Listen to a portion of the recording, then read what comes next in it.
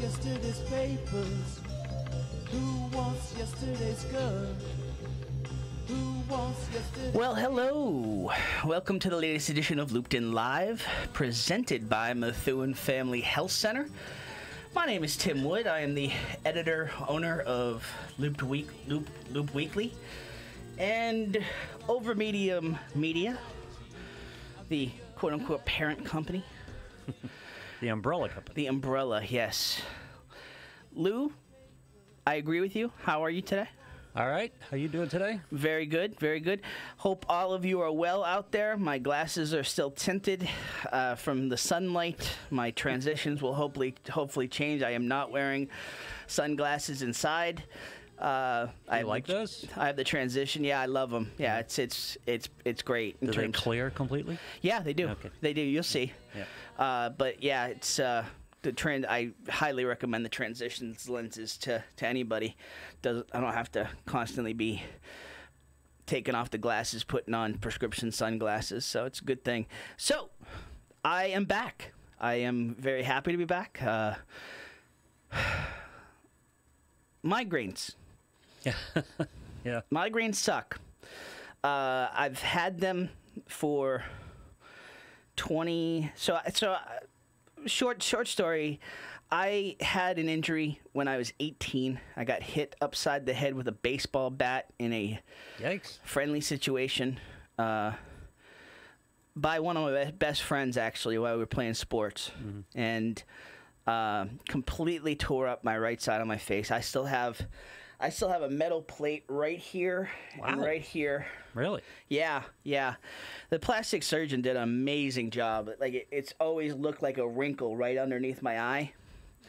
He did an amazing job. I can't remember his name. South Portland, Maine is where it happened. My hometown. It was when I came home from college my freshman year.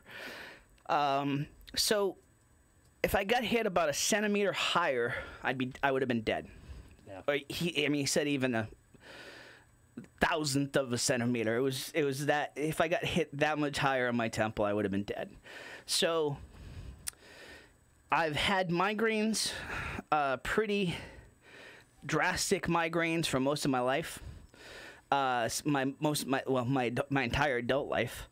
A lot of, I was sick earlier this year. In terms of I had some bone fragments up against my optic nerve. That's probably the easiest way to describe it to folks. Just created From that trauma? Yeah, Wow. like the bone grows around. Holy cow. Yeah. The bone, over the last 25 years has grown around the plate, Mm-hmm. and little microscopic pieces. 99.9% of the time they break off and they absorb into the bloodstream. Yeah. This time they just went like shards, microscopic shards into my optic nerve and created this storm of migraines. I mean, I was completely out of commission the entire month of January. We almost shut down the paper for good because we didn't have any resolution on it. I couldn't see, I couldn't hear, I couldn't think. I was in my recliner in my living room pretty much 24/7. My wife was a single parent. It was rough. So You got to get an arc reactor and pull those shards away from you. finally figured out what the hell was going on. Yeah. And finally got it fixed and There was a non-surgical... laser. Oh, really? Essentially, laser broke up these microscopic shards. So, Amazing. Last Thursday, just woke up about 5:30, getting my son out for school, and just had a horrific headache that just quickly evolved. I mean, I know when I wake up with a headache that bad where it's going. You try to minimize it, but I just couldn't minimize it. And 10:30 came, and I was like, Lou, I can't do it. Can't do it. Can't really even put sentences together at this moment. So sorry I was not here last week. Sorry it went empty. Lot to talk about. A lot going on in town. So one of the things that we're going to talk about today is there's a new club in town, a new service organization. Not something something you'll recognize in terms of the name, Kiwanis Club. We've got a Rotary Club. There's an active Lions Club in Lawrence. There's been a Kiwanis Club in the Merrimack Valley that's represented Methuen and Andover and Lawrence, but this is a new Methuen specific chapter. Yeah, started in September. The president of the chapter is actually the managing editor of the Eagle Tribune, Tracy Raw, I believe is her name, Raw, R-A-U-H. One of our sponsors for the paper, Launch Trampoline, Daniel Reckel, who's the GM over there. He's one of their founding members. Good article in the Eagle Tribune. I believe it was Monday. If you didn't see it, and so we're gonna have on right around probably 10 minutes from now. We're gonna have on her name is Gayla Bartlett. And she is let me get her official title. She is the district PR coordinator for the New England District of Kiwanis. And she'll just talk about how this club's come to be, what Kiwanis is, if you don't know. Hold on one second. Yeah, and... do you know if she's from New Hampshire? Is she one of the New Hampshire Bartletts? I don't know. I don't know. We can ask her. Yeah. She works down in Danvers. Yeah. She actually does some work for the Danvers Community Television down there. So, she'll join us. Basically, the founders of the state, that family. Yes. Yeah. Oh yeah. No, trust me. I know the Bartlett family. Yeah. If you lived in New Hampshire for any time, I was born in South Portland, Maine. Moved to Laconia, New Hampshire when we were 5. Moved back to South Portland when I was 13. So I know New Hampshire well. Then we lived in Fremont for about 3 years when I was an adult. So lived in a house in Newburyport that was built by the Bartletts. No kidding. Yeah, and Josiah Bartlett's father lived there. They moved to Amesbury before he was born, signer of the Declaration. I always got a kick out of Jed Bartlett. I always got a kick out. I mean, that was a very good nod in terms of the West Wing. Yeah. Very smart. I'm a huge West Wing fan. So, yeah. Whatever your politics are, I enjoyed the... That's when those are Democrats I like. They're cuddly. Absolutely. That was one of the best pieces of television has ever been. I thought so. And there are you can 5 episodes in there that are among the top 10 episodes of television ever. I agree. I agree, Lou. I agree with Lou. It still holds up today. I think people romanticize the West Wing in terms of trying to make it real, in terms of how politics work. West Wing? Yeah. No.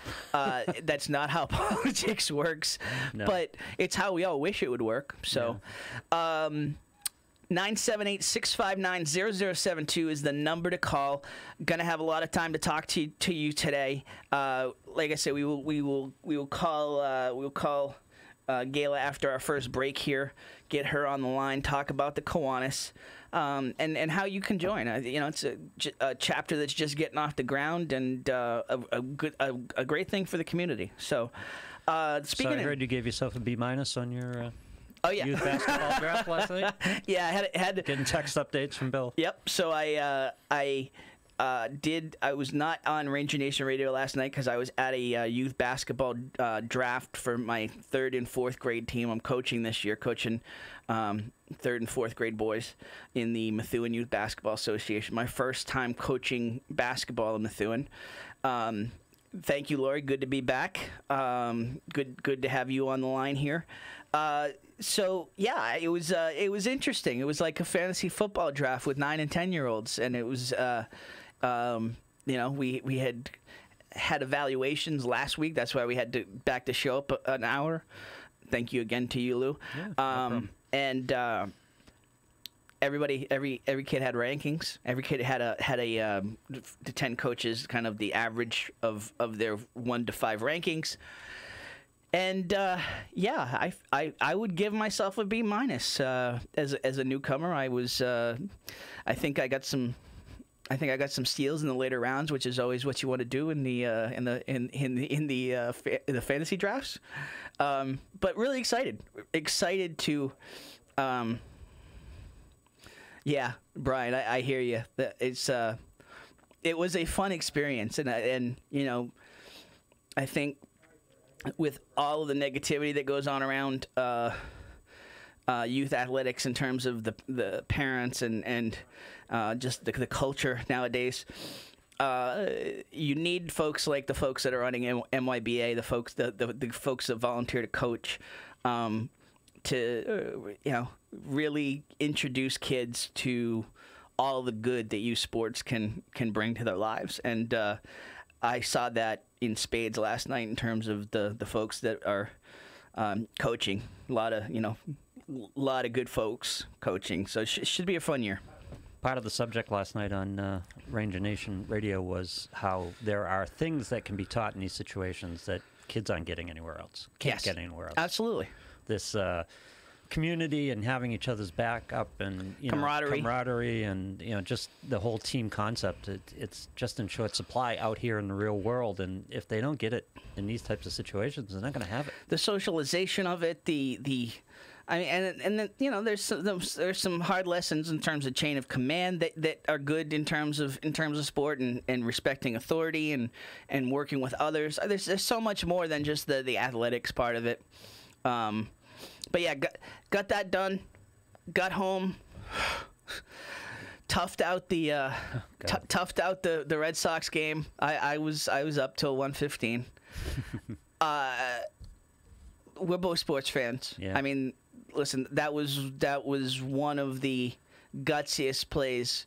We all try to create hyperbole immediately out of these situations, but that play by Benintendi will go down in Red Sox lore. I mean, that especially if they win the series. As a talk show host, it's fun to think of what if it went the other way, though. I know, absolutely right. I mean, that's an all or nothing moment. All or nothing, right? Like exactly. Astros win the game if he misses that ball. Right.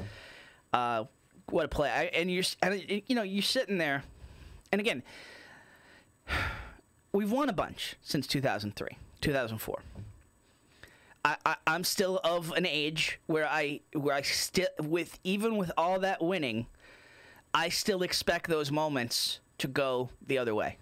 Oh sure. It's ingrained in you. It's hard to. It was sitting there in bed watching on the iPhone on streaming it, and it was like that happened. He caught it. Like yeah. We didn't lose. Like everything went their way last night. Kimbrel, man. Everything went their way. Yeah, I mean, listen, we're gonna argue. Yeah. I've seen it go the wrong way with the Jeffrey Mayer incident. Yep. When I was working for the Yankees back in the day.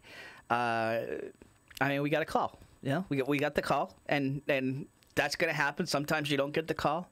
I'll tell you what, it was entertaining last night. It was a fun game. It was a great game to watch. But I have never seen two 100-win teams play as poorly as I've seen these two teams play in this series. Right. The Astros look like it's fixed. There's more evidence against the Astros fixing this series than the Black Sox. For real, you think so? Just in terms of what? Just brain farts? Yeah, look at all the mistakes and the giveaways and Tony Kemp last night in the ninth. Oh, God. And what are you doing? Yeah, and the missed play at second base on a double play, just missing second base off. It's just stupid stuff. They've just done stupid things, and they did a bunch of them last night. Yeah. But we'll take it. Oh, sure. I will take it. I mean, listen, I don't know how they're up 3-1 right now. I really don't. They're like just piecing together a pitching staff. Well, think about this. Jackie Bradley's had 3 hits in this series and 9 RBIs. 9 RBIs. If you get Jackie Bradley out one of those 3 times, which isn't a tall task, by the way, you're sitting at least 2-2 here. And by the way, I listen to a lot of sports talk. I watch a lot of the amount of times we had Bradley written out of town, in May, June, and July. No, let's not get carried away. He still can't hit. No, he can't. I mean, he's had a good series. He's one of the best. He's one of the best defenders in the league. Yeah. The Red Sox have made a call that's worth it, and and he's not the best center fielder in the series, though. Taking what you're right, but and he's the third best center fielder in the American League East. He's a good one. I hate, but wow. Now we're really now we're getting down that sports road. But yeah, Pilars, Kiermaier. Okay. Yeah. I think he's on par with Kiermaier. Yeah. Pilar, they're all in the group. Yeah. And Jackie's a great outfielder, but we get carried away here. Yeah. Brian, so Rich Maldonado looks. I mean, listen. Yeah. I mean, come on, block a ball, will you? I mean, like play, Yeah, be a catcher. Yeah. I was just blown away by the lack of basic skills. Yeah. And then what does Brian say? Brian says, in prior championship years, there have been lucky plays that have dropped our way. Oh yeah.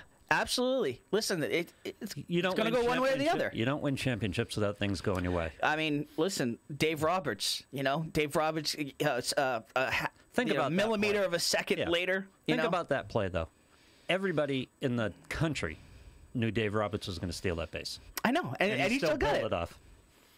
I mean, it's just incredible. Yeah. So, anyway, speaking of good things, speaking of things going our way, so listen, Methuen Day. Okay, so the weather did not go the way for Methuen Day, but the event itself turned out to be amazing. Now, I've made a statement on this on our Facebook. I will refer people back to that for the most part. We promoted the heck out of Methuen Day, and I will continue to next year. I will continue to say nothing but good things about the folks who run it and how the event came off. Some unfortunate things happened that led to me personally having to back out of being at Methuen Day. Yeah, this is ridiculous, by the way. Not your decision, but the pressures that were put upon you that you had to make the decision. It was very frustrating. Yeah. It was very frustrating. Listen, I'm still a new business owner. I've owned my freelancing business in terms of my time for 20 years, but in terms of running a business, dealing with outside forces, dealing with partners, I'm still new at it. But listen, media is a tough game. Yes. Being responsible for what you say is bad enough. Well, not bad enough, but it's hard enough. Yes. Being responsible for what someone else says, I don't get that. So listen, and that was the hardest part for me to really wrap my arms around. But at the I have to respect my sponsors. I have to make that call. That's the business call. And the folks that had issues are folks that have been with me since day one, and folks that aren't complainers. And folks that have been reasonable. I just think it's unfortunate. It was very unfortunate. I very much wanted to be there. I was very upset about not being there. But by all accounts, I mean, this isn't about me. By all accounts, it was an amazing event. Even in 45-degree rainy weather, they still had over 1,000 people show up for this inaugural event. And so that in and of itself, I think, speaks volumes in terms of what people are looking for in this city right now. They're looking for things that unify. They're looking for things that promote the goodness. And I think everybody's talking to each other, so that helps these events do well. Absolutely. Yeah. And I think the other part of it, too, is, I think, of course, there's kinks to be worked out of a new event, but the fact that they got this off the ground, I think this becomes a tradition now, and like getting enough people and enough folks around the community on the same page about something like this. It's proved to be a challenge in the past, and the organizers took on that challenge, and scored hugely, and so. There's kinks to work out, but the fact that there won't be any more, though. Huh? There won't be any more, though. What do you mean? Hey, you can't afford the cops to do the details. No more Methuen Day. This was not financed by the city. It had city councilors leading the charge in terms of organizing it, but it had a lot of community business owners, community leaders involved in it too. It was not funded by the city. Cooperation from the city in it, but I think not only does this become a tradition, as a one-off event, I honestly think I really, really hope this opens the door to more community events in general. I think the things that you see in Haverhill, the things that you see just in our surrounding communities, they have a lot more of these type of one-off events that celebrate a genre, whether it's arts or a beer and brats festival, or a chili cookout day, or a crafts festival. You see a lot more of that in other cities. In terms of broader efforts. I mean, listen, the senior center will have a crafts fair. There's a lot of little pockets of these type of events, but there's not enough of those wide-spanning community events. And I think the way that they pulled this off, and again, I just by the turnout, to get 1,000 people to come out on a rainy, miserable Saturday morning is saying a lot in terms of just people wanting more of this. So, I say chili cook-off. I'm still reeling. I've never missed on the chili the way I missed on this batch. I made it way too hot. Some people like that, but you close off your audience when you go the too hot route, and definitely did with that. But huge shout out to Al's Family Diner, who gave the cornbread, softened up the blow a little bit in terms of the heat. Huge shout out. I'm assuming Bill read what I wrote in terms of Al's last night, but boy. If you have not had the blueberry cornbread, no, I was asking him if he's had it. He said no yet. Holy cow! I mean, Kelly, who's one of the owners. I mean, she when I asked for a bunch of chili, a bunch of cornbread on Saturday morning. And she said, "Well, we've got some regular, but we've also got the blueberry." And I'm like, "Blueberry?" She's like, "Oh yeah, it's the best thing on the menu by far." And I'm like, "Your cornbread's pretty damn good to begin with." Yeah, this was good. Blueberry cornbread. I won't get there until you bring some Saturday morning for done. MVC. Done. I will bring Gridiron Weekly. I will bring some on Saturday morning for MVC Gridiron Weekly. Okay, so listen. You guys have that back lot at the Loop, which is something that should be used on a 3 or 4 times a year basis. There should be something. The Loop? Yeah. Yeah. Oh yeah. Yeah. I mean, these types of events, a Christmas event, a farmer's market, you did the 4th of July, which was very well done. Yes. Yeah, and good draw, good access, lots of parking. And we haven't heard because we haven't heard anything about it because of all of the budgetary concerns and the police concerns. And listen, maybe we won't hear about it this year. I know when Mayor Jajuga came in here on the show, he talked about the potential for a holiday festival. Have not heard anything about it yet. Doesn't mean it's not going to happen, but I think it definitely should happen in the future if it doesn't happen this year. Yes. Because, and listen, not even the back lot. The way that they pulled off the front lot, I was incredibly impressed with the way they pulled off the front lot with the fireworks, and by all accounts, in terms of Methuen Day, it's certainly some parking concerns when you get that many people in one place, but they had shuttles running back and forth. They had golf carts to bring some of the older folks down hills and not having to negotiate the slippery pavement with the rain. Yeah, you get the Loop Theater to show the Grinch that Stole Christmas, right? And It's a Wonderful Life. Just take a couple theaters. You could just have a film festival and do that. Yeah. Absolutely. All right, listen, we're going to take a quick break. We will come back.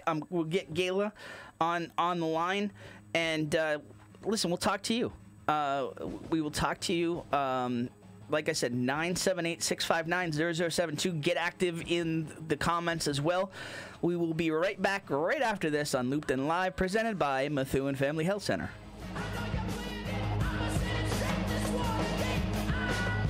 All right, a big shout out to the folks over at AFC Urgent Care. They've been big supporters of us since the beginning as the title sponsor of Ranger Nation Radio, and we are big fans of theirs.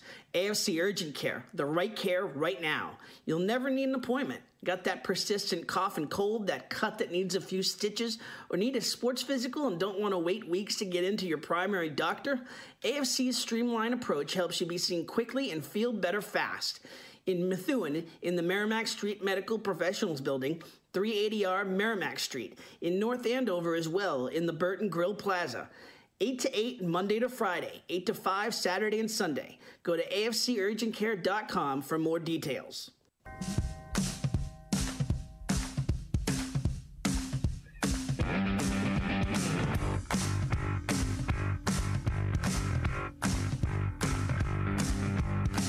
Back here on Looped In Live, presented by Methuen Family Health Center. Family is everything. That's why it's right in the name at Methuen Family Pharmacy, where you can get pharmacy services by the Methuen community for the Methuen community. You don't have to be a patient of Methuen Family Health Center to use the pharmacy either. Drop by 147 Pelham Street in Methuen, right off exit 47 on Route 93 near the junction of Route 213, and get your medication from the friendly faces you already see in your neighborhood. Learn more at glfhc.org/pharmacy. Methuen Family Health Center, proud sponsor of Looped In Live, proud sponsor of the Stars of the Week segment on Ranger Nation Radio. Great people over at Methuen Family Health Center. And we posted on Loop Weekly, but I mean, one of the other cool things that's happening over there is outside of urgent care, you can now use their doctors as your primary care physician. So check that out over at Methuen Family Health Center. So interesting. Yes, absolutely. All right. Speaking of interesting, I believe we have a guest on the line.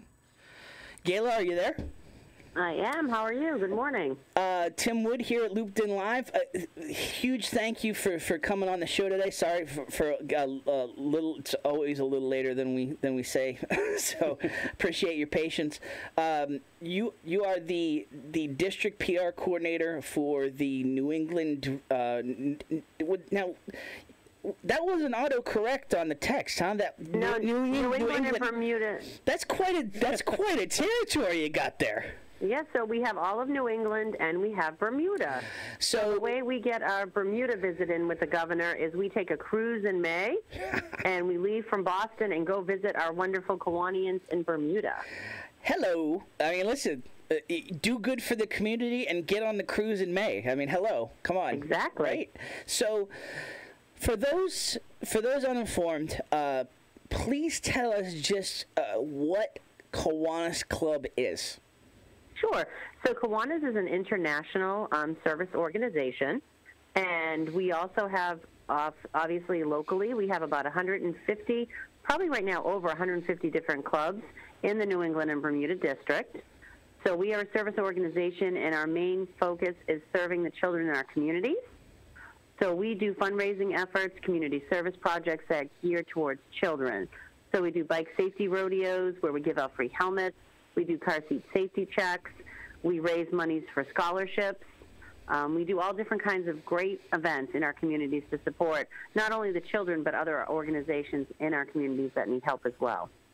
That's awesome. I said to Gayla when we first talked, I was in Key Club, the youth portion, yeah. The high school portion of Kiwanis. So I've been familiar with Kiwanis for a while and very, very excited. I mean, listen, it's not new to the area per se. They've had a Merrimack Valley club, but for a city of 50,000 like Methuen, you kind of want your own thing. And so there is, right. Yeah. So there's a Greater Lawrence Kiwanis Club, which is awesome. Absolutely. They've been around for a long time. They do a lot of great things. So we actually just started one in Methuen. Right now we meet the first and third Mondays at the Nevins Library at 9 a.m. But we'll also, once we open the Chick-fil-A, we will be having a breakfast meeting at Chick-fil-A, which is right in front of Target in Methuen at the Loop. Now, what's the connection with Chick-fil-A? I'm the marketing director. You're the marketing. I am. Gayla, we're gonna have to talk after this. And I'm a media past lieutenant governor of Division 9 of Kiwanis as well. So when I transferred, I currently work at the Peabody Chick-fil-A, and I knew that we were going to open up in Methuen, and I said, well, you know what? We need a Kiwanis Club up there. So for me to work and do service in the community that I work in is very important to me. So we decided that we would go out and we would start a Kiwanis club in Methuen, which we have. And the international president from Kiwanis came down, which is a big deal. He came down with our governor, Dan Bennett, from the district came too, and we all went out and we canvassed Methuen, and we found some great members. So we're very excited to be in the Methuen community. So we just had a good comment in our comment section. Still working on there's a Chick-fil-A around here. It's coming. So it's coming. I don't want to like I've talked to Grant. I was going this afternoon. I was going in about an hour. Yeah, I'm sorry. I've talked to Grant a bunch. The owner now. He owns in Wilmington. Is that correct? Nope, Peabody. So he owns the Peabody. Okay. Not anymore, no. He owned it as of the end of August. Yep. So now there's a new operator there that took over. So Grant will have just Methuen. That's what he has now. Okay, so cool. He was in Peabody until the end of August. So I mean, they've had some issues beyond their control that have kind of delayed things in terms of utilities. So is it? I mean, any scoop in terms of timeline? We're hoping mid-November. Awesome. We can't give you a definite date yet, but so just so you know what the Kiwanis will be doing. At Chick-fil-A for our grand opening. Once that's announced, it'll be on our Facebook page. We're actually going to do a hat and mitten drive for the children in the community. So the Kiwanians of the Methuen Kiwanis Club will be at Chick-fil-A collecting hats and mittens. So as soon as we get that grand opening date, I'll make sure you have that. So we're going to ask people that come to our grand opening to bring the hats and mittens for the Kiwanis Club so that we can help children in our Methuen community so they'll stay warm this winter. I mean, and Chick-fil-A is just, that's who they are to begin with, so it's a perfect match. I actually I'm from the area, but I ended up down south for about 10 years. I was a GM of a minor league baseball team down there. That's where I became familiar with Chick-fil-A. Chick-fil-A was like the chicken sandwich at our concessions. It's like an obsession. It's probably why it's probably responsible for at least 20 of these pounds. But it's a phenomenal organization. The food's great, but their mission behind what they do is also so that's a great match, and I know people are excited about Chick-fil-A in general. Just one more thing on that front. Are they doing the typical grand opening? What do you mean with the first 100? Yes. With the camp out? Yes, we are. Okay, so yeah, and there'll be more detail. I don't want to let the cat out of the bag. I'm sure there'll be more details there, but it's an amazing thing that they do for their grand openings. It is, and what's great about not only the operator Grant Stoffel is a Kiwanis member as well. So he and I are both members of the Methuen Kiwanis Club. So we are actually blessed to have that beautiful parking lot at Chick-fil-A, which the Kiwanians can use for our bike safety rodeo, and we'll be doing a lot of fun co-marketing events with our club. So we'll be using that parking lot to help a lot of kids in the community, which will be great. I can't. So I honestly did not know that you had the Chick-fil-A association. Daniel connected me with you, but that's cool. I mean, that's a perfect match. So very very excited for Chick-fil-A. But back to the Methuen the Kiwanis Club. So it started in September. So one of the things that you mentioned 9 a.m. meetings. Is there any thought that maybe having one meeting in the morning, one meeting at night? So we're a new club. Yep. I'll let you know that other clubs do night meetings. I'm a member of 2 other clubs, the Peabody and the Danvers Club as well, and they have a different structure. So Danvers meets 2 times a month for lunch, and then they have a night meeting at night and do service. They do a service project and gather. Some clubs meet once a month, so we're a new club. So as we get down the road, we might change our meeting times, but for right now, because we are new, we're going to stick with our 2 breakfast meetings. So, and now, Tracy, I saw the article in the Eagle Tribune on Monday. Yep. Tracy, is it Tracy? Yep, so she's the president. Is it Raw? Is it Tracy Raw? R-A-U-H. She's the managing editor at the Eagle Tribune, and she's the president of this local chapter. Yeah, she's wonderful. My friend Karen Andreas is the publisher. Yes. And I had asked her, she's also from Danvers, Karen is, and as am I. I asked her, I said, I need somebody in my Methuen Kiwanis Club. Can you give me some names? And she told me about Tracy, and Tracy's amazing. So she's the president of the club. I'm the vice president. So we're excited to have Tracy at the Realm, and she's already out there getting us some press and getting the name out there. So she's doing a phenomenal job already, being in office for not even a month and a half or so. So she's doing great. That's awesome. So in terms of you mentioned a few things already, and so the first thing that you guys did, you put together some kits for newborns, was it? Right. So those are child safety bags. Yep. Kiwanians are also, we're members of the Kiwanis Pediatric Trauma Institute, which is out of Tufts in Boston. So the Kiwanis Pediatric Foundation is something that we're members of and we support. So part of the things that we do are child safety packages. So it's a temperature-safe rubber ducky, it's outlet covers, and it's a whole bunch of information for parents about child safety, about, sleeping safety and everything they're going to need, car seat safety. So all that stuff that, an anxious first-time parent or a first-time grandparent would need is all in that bag. So we brought those over to the Methuen Hospital, and they gave them out. Which was wonderful, and that's a great relationship for us, too, to be with the local hospital. So in terms of how people can join, is it just a matter of going to a meeting, or do they have to do anything ahead of time? Or So the best way what I always tell people is it's just like dating. You want to try it out first. So the best thing for them to do. that was my producer. He said, "It's like dating. That's too bad." So you want to try. You want to give it a try first. Absolutely. If you have a heart for service and you like to do things in your local community and make a difference, then Kiwanis is definitely for you. Not only is it about community service, it's about fellowship. Some of my best friends and my closest friends I've met through Kiwanis.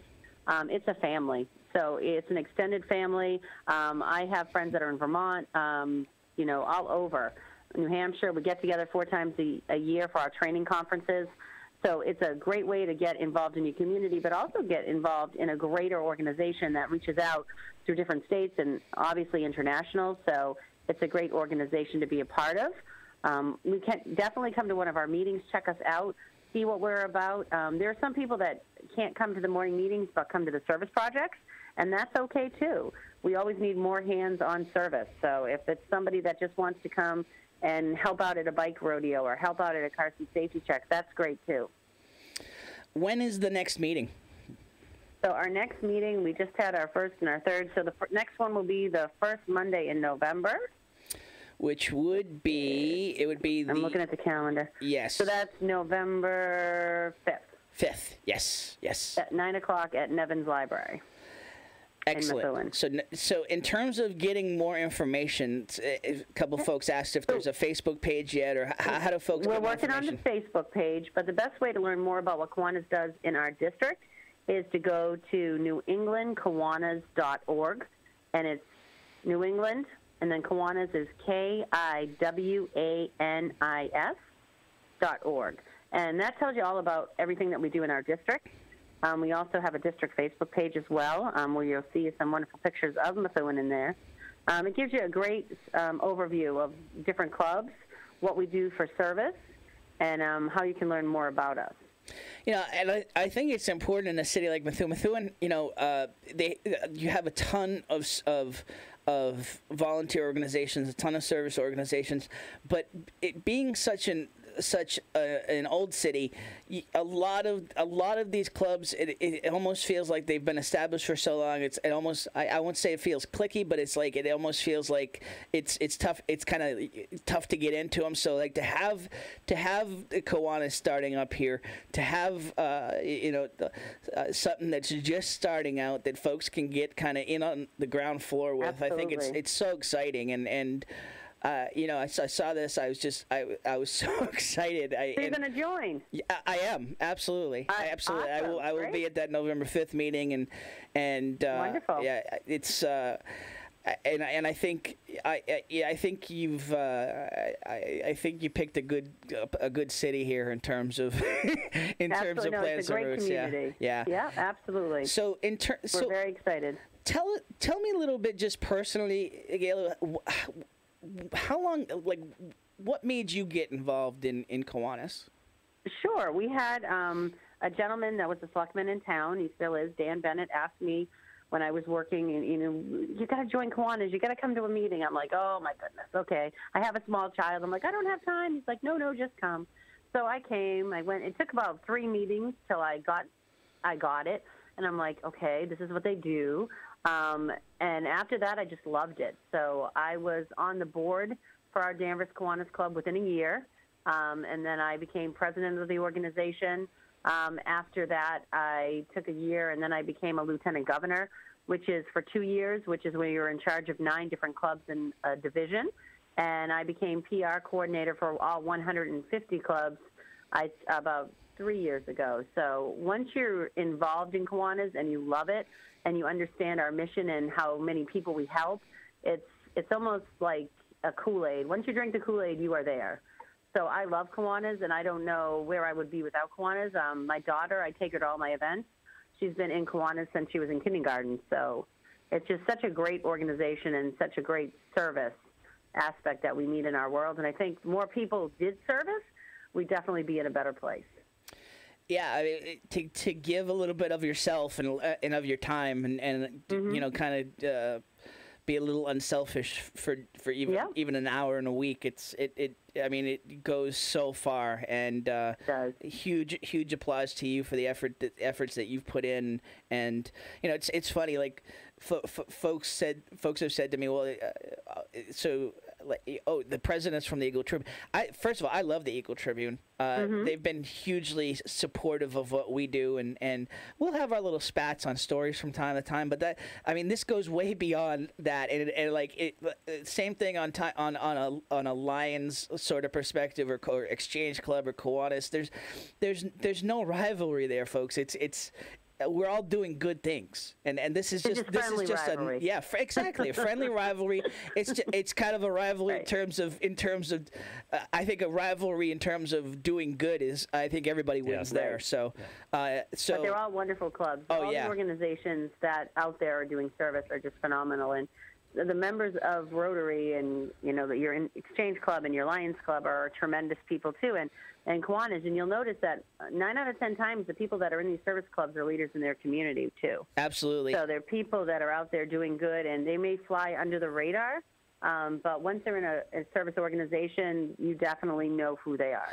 Daniel's one of my favorite people. I mean, Daniel and I met through just him marketing with us through marketing partner with Launch. But I've gotten to know him. He's one of my favorite people in the community. So just to see him involved, I'm like, all right, that's a stamp of approval right there. Yeah. Good people all around. So. Just again, first and third Mondays of every month, 9 a.m. meetings at Nevins Library from now. And go ahead. Until Chick-fil-A opens, right? And then we'll switch over there.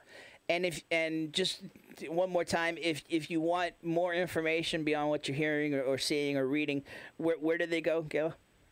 They're going to go to newenglandkiwanis.org.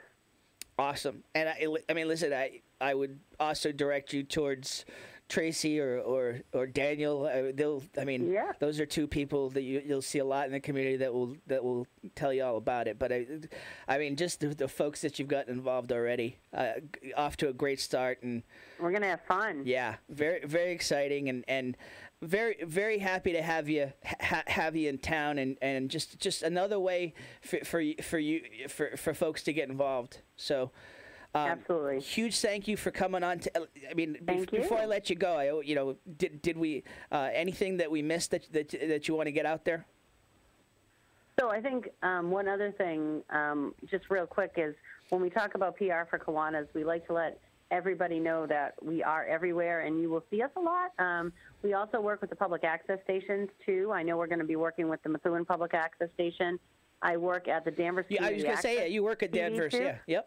So Thursdays I work on my day off at our community access station here in town, and I do different shows that are based around the community, and I also am the underwriting coordinator. So we do a lot of community outreach, and public access is a huge supporter of the Kiwanis clubs and all the service organizations too. So we're excited to work with the Methuen cable access there as we work with the Danvers Community Access Station here in our Kiwanis hometown. Awesome. So we do a lot of. So it's great to have Access TV support Kiwanis as well. Now that we're connected, use us as much as you can as well. You know we will. Absolutely. I have you on text. I know how to get a hold of you. Exactly. You could day or night. You know how to track me down now. So there you go. Yeah, that's great. Thank you so much for your time today. Right back at you, Gail Bartlett. She's the district PR coordinator for New England, New England and Bermuda, Kiwanis International. Good gig. Huge thank you for coming on today. Thank you. All right. Have a great day, guys. You too. All right, so we'll take a quick break here. We're not going 4 hours today, but okay. But maybe we'll go a little bit extra. We'll kind of read the temperature of the comments and the calls. We're here to talk about what you want to talk about. Got a couple things worth talking about. There's always interesting things happening in Methuen, but I'll take a temperature of the comments, and we'll come back after this and talk a little bit more here on Looped In Live, presented by Methuen Family Health Center. And now I understand the supernova scene. Everyone is cashing in on social media, and all marketing roads lead through social media. If you want to make a splash here in the Merrimack Valley, you need to tap in. This is where the new CEM podcast studios come in. Of course, you can spend your time, energy, and money learning how to wrangle technology to make a podcast instead of running your business. Or you can invest in telling everyone in the Merrimack Valley, Massachusetts, New Hampshire, Maine, the Seacoast, or everywhere in the world about your great business, product, service, or yourself. The CEM Podcast Studio is a local audio and video studio dedicated to the craft of podcasts. Their studios feature state-of-the-art recording and mixing equipment designed specifically to produce the best audio and video podcast. Best of all you need to worry about is your show, your business, and your brand. We do the rest. Call 978-686-9966. That's 978-686-9966 to schedule a no-obligation tour of the CEM facilities and meet with a podcast specialist. Or go to CEMpodcast.com to find out more about podcasting services. CEMpodcast.com, your window to the world. I love talking about my man, Val Davila. It's a dream to own your own business, and Val and Susan Davila made that a reality in February 2013.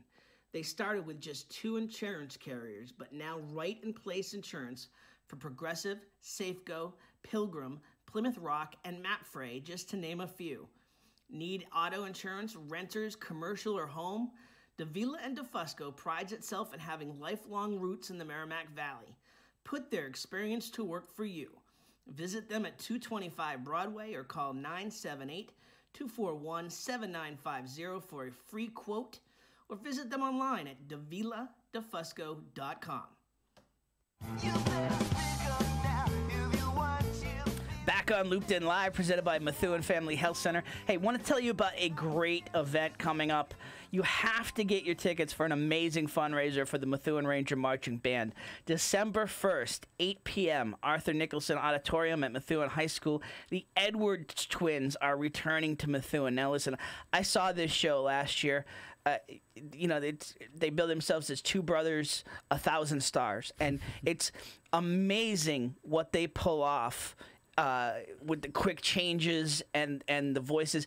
They're basic. I mean, they're impersonators in music talent impersonators, and the range of talent that they present during this show, and the comedy, they perform in Vegas. They perform all over the world. So this was kind of a big deal for Methuen in terms of. It was a risk for the marching band in terms of paying for it and paying for them to come to town, hoping for it to pay off. It paid off huge last year, and I'm telling you, I was texting people during the show last year. I'm like, you've got to get here, even if you're here for the last half. It was one of the best shows. Broadway, local, whatever you're talking. I brought my wife, my kids, we're still talking about it. When I said they're coming back this year, my kids, my two boys don't get excited about a whole lot other than Fortnite and and when I brought up the Edwards twins, they were wicked excited. So. Full range of spot-on impersonators, favorite singers from Ray Charles to Elton John to Billy Joel to Lady Gaga. His Lady Gaga is, and I'm hoping with the Star is Born. I don't know if you've seen it yet, but there's some amazing music in Star is Born, which Lady Gaga is part of. I'm hoping. I've already put in a request behind the scenes that I would imagine if they're smart marketers, they're probably on it already. So. They're doing their acclaimed holiday show, like I said, I went last year with my family. It was by far the best thing we did last year. And if you missed it last year, make sure you get your tickets now. It's sure to be a sold-out event. December 1st, 8 p.m. at the Arthur Nicholson Auditorium at Methuen High School. Tickets are $40 and $50 each, and can be purchased through the Fine Arts Department at Methuen High School by calling 978-722-6040, extension 2610, or going online to www.theedwardstwins, Edwards with an S, theedwardstwins.com. I honestly, I could talk an hour about this show. I mean, I'm thrilled that they're using us as a vessel to market it, because I love talking. I love working with folks that I'm excited about their product. And Lou, I mean, seriously, it's great that it's a fundraiser, so it's a win-win for everybody. But big league show. Big league show. Well said. Well said. Some suggestions in the comments in terms of things to bring to town. Good idea. Rich with the food truck festival. I think that would be amazing. Oh, yeah. It blows my mind that there's not more food trucks in the area, period. But a food truck festival. Local businesses tend to get a little uppity about it. Yeah, a little uppity. I know Andover had some issues. They had really? a couple food trucks over there, and you can understand it. You got a restaurant, you're renting a space, and someone parks a truck outside you. Okay, so a festival, it's a one-time thing. A festival. So, is fun, if you're upset about a festival, no, not a festival. Start a food truck. Exactly. Okay, start a food truck. Yeah. Because I would love to see a grilled cheese food truck in the area. Yeah. Just saying. That's a good one, because I had a hankering for grilled cheese the other day. We're in the zone right now. Now they have this franchise that was spotlighted on Shark Tank, and it's become popular around the country. It's called Tom and Chi, and it's a variety of different grilled cheese sandwiches and tomato soup. Essentially, those are the staple of the menu. They have a few other things, but. Blew up after Shark Tank, as most things on Shark Tank tend to do. And we had one down in Carborough, North Carolina, where I lived. And I mean, really chain grilled cheese, yeah. So you'd be surprised. Like, to me, grilled cheese and soup is almost like, when it gets cold like this, it's kind of a comfort food. You'd be surprised how much you might hanker for it in the middle of the summer. Oh, it's good stuff. So it is. It's good comfort. A baked potato cart. Oh, Rich, stop. Roxy's grilled cheese. Oh, there's already. Okay, Brian. Oh, see. Roxy's grilled cheese food truck. Brian, where's that out of? Where is it right now? We got it. Yeah, exactly. We got to put a GPS on them right now. We'll go there after the show. A chili food truck. You kid? Yeah, Rich. I would. You kidding me? Yeah. So the other night, I literally had a hankering for a grilled cheese sandwich. I went to Park Lunch in Newburyport. Yeah. They had it on the menu. It was $3.25. It's like, who sells anything for $3.25 these days? Right? That's awesome. Yeah. Yeah. It's funny you say that, because I've so we went to one of the things that I always wanted to do in life was take my dad to the Masters. Oh yeah. My dad is my family in general is golf crazy. My dad is just a huge golf guy. Was almost a scratch golfer back in the day. Really good for him. And you know, I sadly never lived up to. You know, I still got time, Dad. I still got time, but I'm a lefty, and I don't know. I had a baseball swing that I kind of had to work out the kinks of. I think more now that I'm an adult and can zone in on the ball and not be thinking of 18 other things while I'm trying to swing. But we took him to the Masters. Finally took him to the Masters, and as amazing as it was to see this cathedral that's Augusta National Golf Course, it's everything that you think it would be. Yeah. I mean, it's definitely more corporate than it looks on TV. Right. But so is everything, and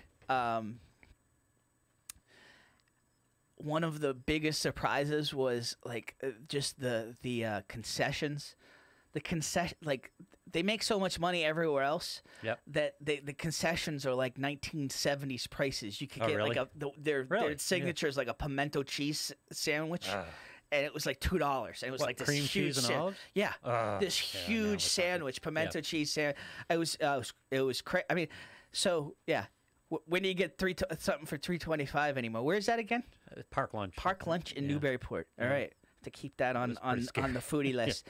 We've got to start making this list because we're talking about doing a food show. Yep. And so just it amazes me every time I bring up food or restaurants or just say where can I get a good X. Yep.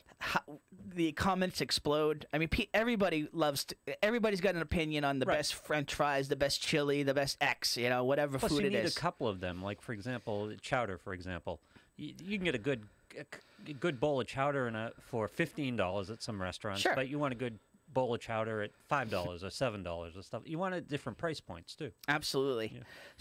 So Dan says Roxy's is great. They're on the comment every now and then. Okay, well, listen, we just got to put a GPS on Roxy's. Make sure. All right, Rich, listen. Here's our challenge. Let's start working on the food truck festival now. That's a good idea. All right, let's. This is one of those things where, I'm a reporter and I report on things, but this is one of those things that I want to get involved in. And I think, honestly, as I said before, what they did with Methuen Day, and I think is going to inspire a lot of folks to get involved in these type things moving forward. I hope that. I'm forever the optimist, but I think that I think they're onto something here. I think they've tapped into to something that could be huge. You can request catering from the Roxy's food truck. How about the fall festival? Oh yes, the fall festival's coming up on 10/27. Let's see if Roxy's wants to come. All right, so topics. The food truck festival committee. Right? Dan's got a committee started. Oh, do we? Yeah. All right, awesome. Streetfoodapp.com. Okay. Oh, so they're more Boston based. Okay. So yeah, I mean, we'll do research is the best part of this. The committee, I think, will have a lot of fun on this one. You know what you do? You turn it around into a contest and draw them. What do you mean? You don't just have a food truck festival. You have a food truck cook-off. Right? Yeah. Yeah. You get absolutely. them in and get them competing against Everybody each other. votes. Yeah. Yeah. I like it. Yep. I like it. We're on to something.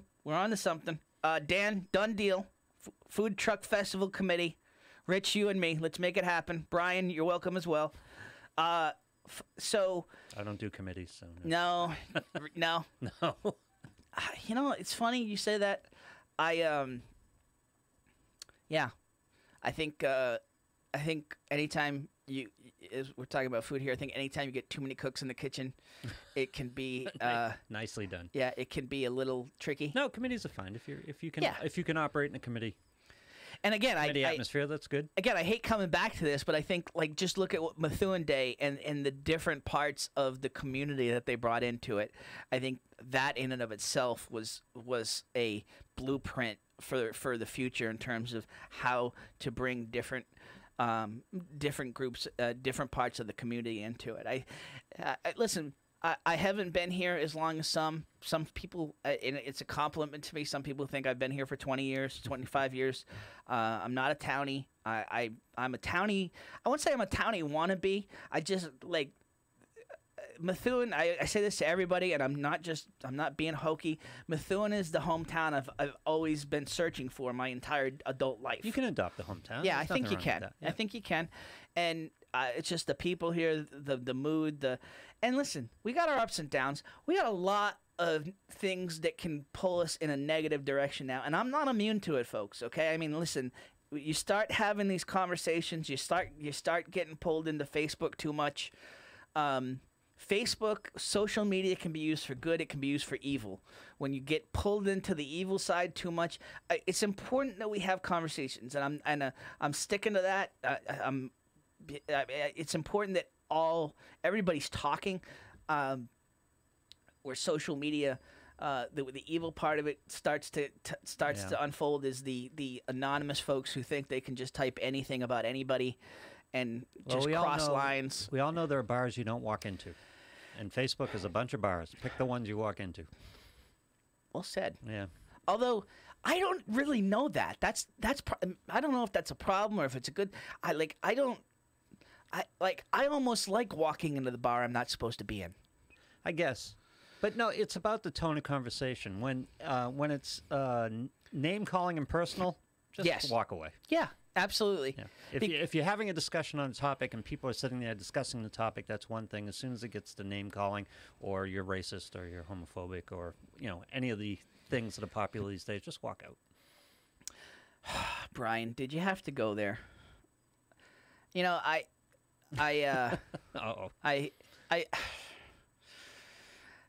We love Brick House. I tell you honestly, to talk about food, I think Brick House has some of the and even though it's a chain, I think Brick House has some of the best food in town, and it's really it's a business. That's a chain that survived an ownership change. Were you guys? Are you saying you were there, Dan and Brian? Oh my. It's Brick House survived an ownership change on a corporate level. They kept it open. They survived some of the corporate changes. This is the last thing they need. Yeah, and it's really unfortunate. It's going to tend. I mean, I don't mean to be stereotyping, but I in my experience, I haven't seen too many UFC events. In terms of UFC watching events that don't go this direction, not as far as far as it went at Brick House. Was that the spark for this? Oh yeah, it was a the last UFC event. Yeah, they were against. They had opposing sides. And well, that's a lesson learned. Yeah, I mean, and they promoted, because UFC can draw a lot of folks in. Right. It can draw, anytime you're drawing a lot of folks in, you roll the dice, and this came up craps for them, unfortunately. Yeah. I really hope this doesn't turn people away from just going back to Brick House. It's an isolated incident. I look at. I'm trying to think of the name of the restaurant. It's Jake's something in Woburn. They had it's right across from. Help me out here in the comments if you can. It's right across from Dave and Buster's in Woburn. They had a shooting there, like 4 months after they opened. It's a sports themed bar restaurant. Yeah. They had a shooting in the bar? A shooting outside of the Jake and Joe's. Thank you. Always depend on the comments. Thank you, Jake and Joe's. Yeah, it's like soon after they opened, and thankfully they've survived that. But I mean, for that to happen, thankfully this was a barroom fight. Nobody got nobody's deceased out of it. Like there's certainly some charges to come out of it, but yeah, please don't give up on Brick House. I'll just say that the management there, Donnie, the staff there, the food there is outstanding. This was an isolated incident. Listen, they don't spend a lot of dollars with me in terms of marketing. I'm always pushing them to spend more. This is not me as like trying to get more marketing dollars out of them. I know what they don't have a whole lot because they're fighting off bankruptcy. Right. This is just me as a fan. I don't want to see that space empty again. Yeah. And what they've done with that space is so cool. The Chamber of Commerce has a lot of events there. They've got a cool space that we've talked about doing a sports show from a bunch of times. This is the time, honestly, where they need your business more than ever. So lean into this. Don't lean into the fight. Yeah. Don't be fighting when you go there, but lean in. Just lean into run into the fire here in terms of being a hero and saving a good business in town. Because this type of PR is the sort of thing that could really be a death knell. So, yeah. Took us down a road I didn't think we were going down, Brian, but it's actually a timely topic. It's a good topic. So Brian said we went earlier, but was turned away as the entire area was reserved off for the ALDS Game 2 and the UFC fight. Yes, they do a great job with these events too. This just got Red Sox, Yankees, and UFC. What could go wrong? Right? I mean, nothing at all. And then the other part of it too is that the UFC events always end after midnight. I am still of the opinion, well, it's a qualified clientele, don't you think?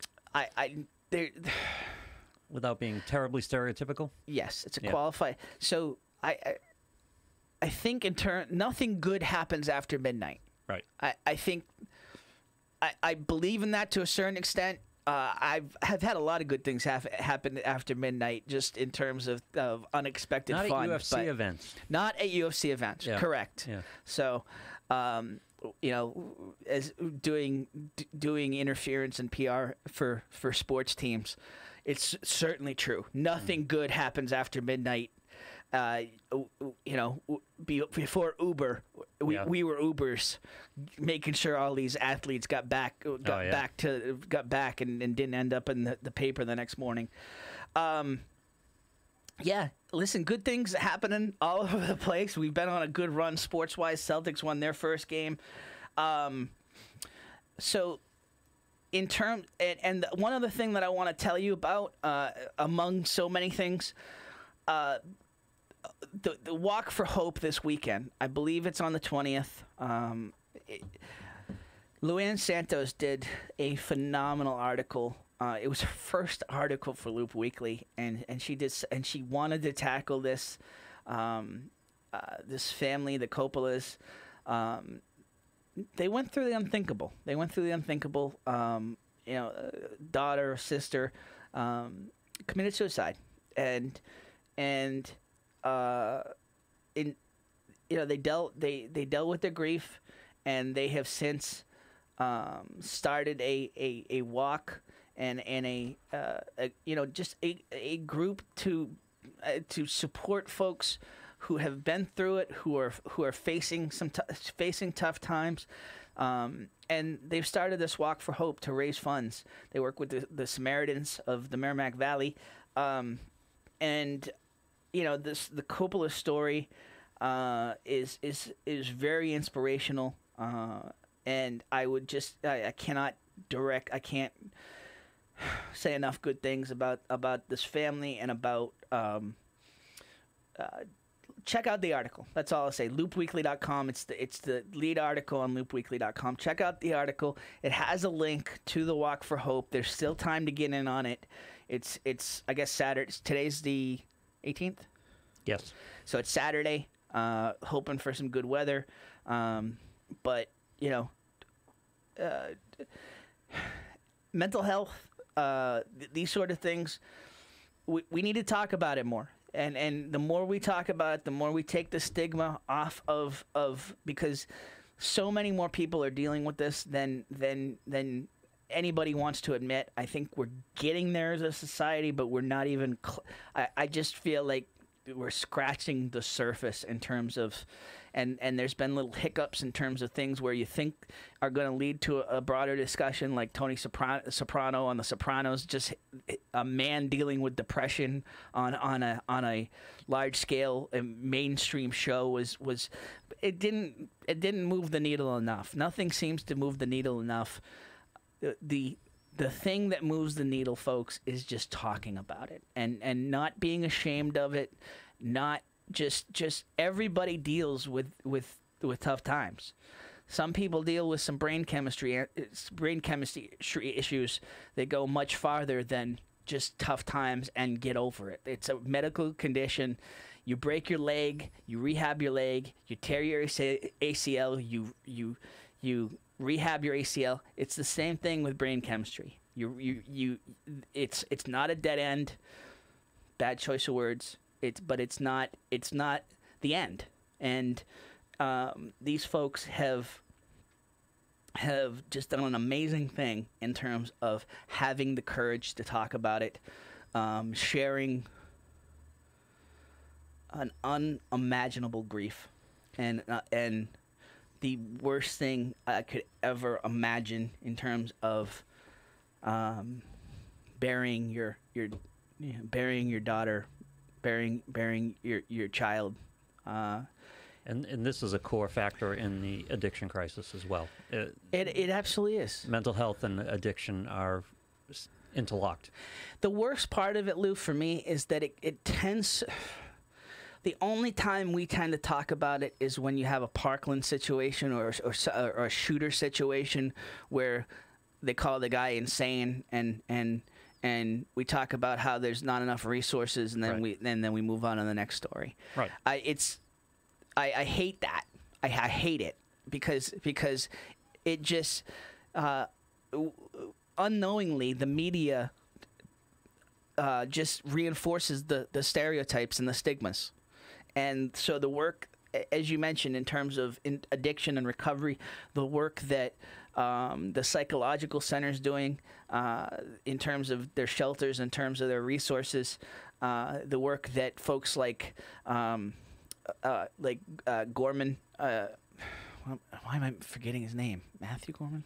Yeah, no. Gorman, Michael Gorman, excuse me, Michael Gorman is doing with the movement family in Lawrence and Methuen. It is the core of pretty much every addiction, depression, and just brain chemistry, mental health issues are the core of it. It's generally where it starts. And it's not. Listen, you have to have courage in dealing with your issues and fighting through your issues. That's not easy, and the shame that goes along with, it's funny. I just noticed this morning Kirk Minahan from WEI. Right.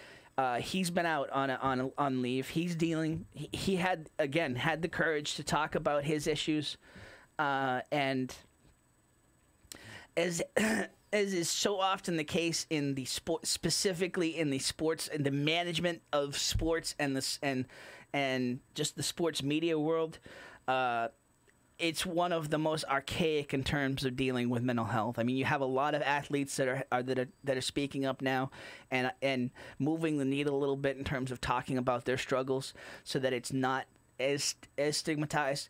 But the management in sports are just so archaic. It's because sports is an alpha male thing, historically. A lot, thankfully, a lot more women's sports, but.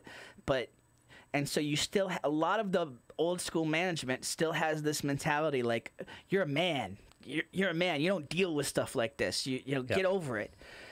And unfortunately, Minahan tweeted out yesterday that he's, the sort of conversations he's having with management are pretty much the same typical thing. They're probably telling him he's not, not competent, mentally competent enough to return. Well, the problem with mental health issues, as with addiction issues, is that people who aren't delved in them can't relate. It's hard to get in the head of somebody who's dealing with depression. It's hard to get in the head of somebody who's dealing with any of the kind of personality disorders that we see a lot of. People can't get in the head of people who are addictive. It's like, well, just stop. It's not relatable. It's not relatable. It's like a different universe. So, but because the mind works differently than yours. Yeah. But I mean, okay. So geniuses, it's the same sort of thing. Their minds work on a different level. Yeah. I mean, not the same thing, but it's the same sort of like in terms of just the brain is just it's one of the final frontiers in terms of of understanding the science. If you haven't personally dealt with depression, your mindset is, well, I get down at times, and I just we all get down. You just snap out of it. Just snap out of it.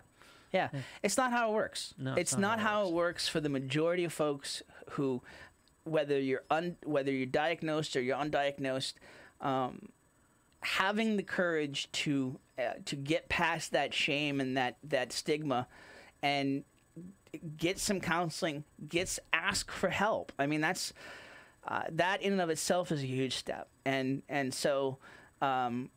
It's listen. We have a history of it in my family. But I can relate with it in terms of it is impossible. Like it's hard to understand. Mm-hmm. It's and we can't just you can't just put it a nice bow around it and comprehend it.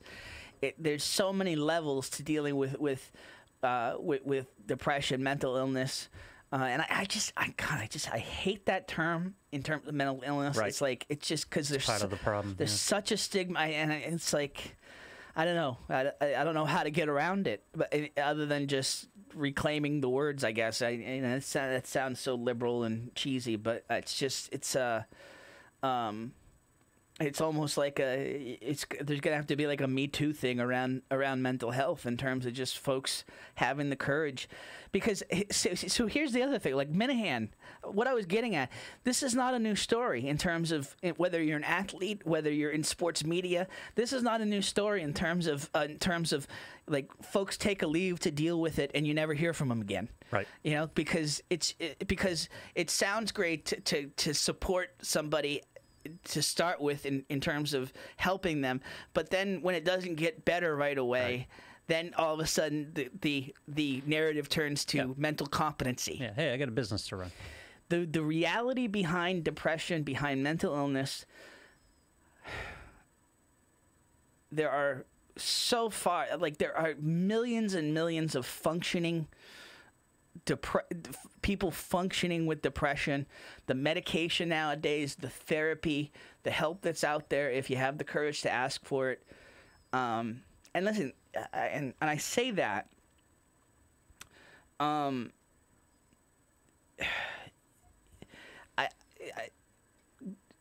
folks will say you're folks that commit suicide are cowards. That is the most common thing you hear around suicide, and it creates a shame. It creates this attitude that is so far from the truth. Unless you've walked in their shoes, you cannot understand it. Your world gets very small.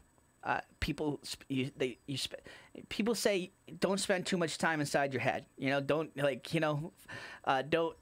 because the more you overthink things, the walls start to close in. That's what happens. Why would Anthony Bourdain? Why would Robin Williams? Why would people on top of the world? Why would that happen? It doesn't make them cowards. I don't know. I feel pretty strongly on this because it's unfortunately in this society, folks hit a point. The way that we fund mental health, the way that we deal with mental health, is so drastically underfunded, drastically archaic. Massachusetts itself has had huge issues with it in terms of the mental health system. It's getting better here. That it creates such stigmas, it creates such obstacles that don't have to be there in terms of folks seeking treatment. And plus, I think we're on the wrong path. I think the American solution to these problems is medication. Yes. And I think the medication is not tested enough. I don't think the medication is ultimately effective. I think if you want to look at the mass shootings, I got a couple ideas about the mass shootings, but one of them is psychotropic drugs. You know, Absolutely. It's almost constant. It's almost a constant factor in every mass shooting, because we don't know. And listen, we didn't know about opioids. Yes. We didn't understand opioids when we threw them out there to the extent that we threw them out there, and now we're dealing with the consequences. I think mental health drugs in general, psychotropic drugs in particular, are wreaking havoc with us, and we don't know the extent of it yet. No, absolutely. And so listen, I don't want to paint too broad of a brush because there are some drugs that help, and in certain situations, they help. But boy, yeah, I mean, but we're too casual about prescriptions about just the sheer volume. You watch NBC Nightly News or any news, like 6:30 newscast now, and it's like every commercial's about depression or it used to be erectile dysfunction, but now it's like seems like every commercial's about a depression drug. Which, listen, it's good that there's more. We clearly didn't understand the addictive quality of opioids. Absolutely. And I don't think we're beginning to understand psychotropic drugs and what the reactions are. And so we don't know all the situations where it's safe and it's effective, and the situations where it's less than safe and less than effective. And it's why it's so all the more important with what the schools are doing, and identifying that these patterns, that these ways of dealing with problems are from a very early age. I mean, folks will say, during the whole budget crisis, folks would say, well, we're not here to be babysitters or counselors for kids. Yes, yeah, we kind of are in this day and age. Like, it is part of the deal, and. Matt Setchell. Yeah, of course some of the drugs make it worse. I mean, all the warnings on the drugs. I mean, it's a complete crapshoot in terms of when you're taking these drugs. Like, it really is. Like like the cocktails that they put together with these drugs, they don't know. They don't even know. Right. It's a complete crapshoot. And you mentioned brain chemistry, and brain chemistry is. I don't want to say fiction, but we can't test brain chemistry. We don't understand brain chemistry. It's just something that we use as a term to deal with this type of thing. Yes, it's a very in other words, no one can say X is low and X is high. When you talk about serotonin and what's the other one? Melatonin. Dopamine. God, it's one in the dopamine. And dopamine, I think. Yeah. So it makes it more scientifically relatable. Yeah, but you don't go in. They don't take a sample of your brain fluid and tell you that your chemicals are off. This is not the way this works. This is not an if A then B and you're fixed situation. Unfortunately, and that makes it all the more worse. There's a reason that Big Pharma is addressing this so much. Yeah, I know melatonin. I'm sorry, Rich. Melatonin is for sleep. I just always forget the other side of the serotonin. There's a reason that Big Pharma is addressing it so much, because we're starting to truly understand. Yes, thank you. Dopamine, the happy receptors. We're starting to understand the extent. Bailey's generates dopamine. Huh? Bailey's generates dopamine. Oh, yes. Yeah. Absolutely. Jameson's, Bailey, yeah. We're starting to understand the extent and the sheer volume in terms of how many people deal with depression. It's almost the folks that don't deal with it at some point in their life is the minority now, if you really look at it. So I think we really have to. This is a much bigger discussion for another time, but it really is. I think we need to restructure public education in a couple of major fundamental ways. Yeah. Instead of teaching kids that we were wrong to bomb Japan at the end of World War II, maybe we teach them how to deal with their own mind. Yeah. And how to handle some of these things, and how they understand that their thought process is something they control. They're not slaves to their thought process. They can control their thought process, and give them the skills to do so. And it really, so listen, it really is a topic for a standalone show, a series of standalone shows, to have a lot of different people from the community that are doing good work here. It is But what I will say, teach kids that. We have to teach kids basic finances. We have to. Oh yeah. We have to restructure how we approach public education and what its role is. Part of educating folks on depression and mental illness is the folks like the Coppolas that have the courage to come forward and talk. And it's really any topic like Rich is talking about, bullying, depression, any of those topics. The folks that have... Bullying's a symptom of this too. Oh, yeah. Absolutely. You know, and listen, I think, quite honestly, I think, again, not to be too much of the bandwagon guy on this thought process, but I honestly do think that social media has worsened the depression problem because everybody is painting their best possible life on Facebook.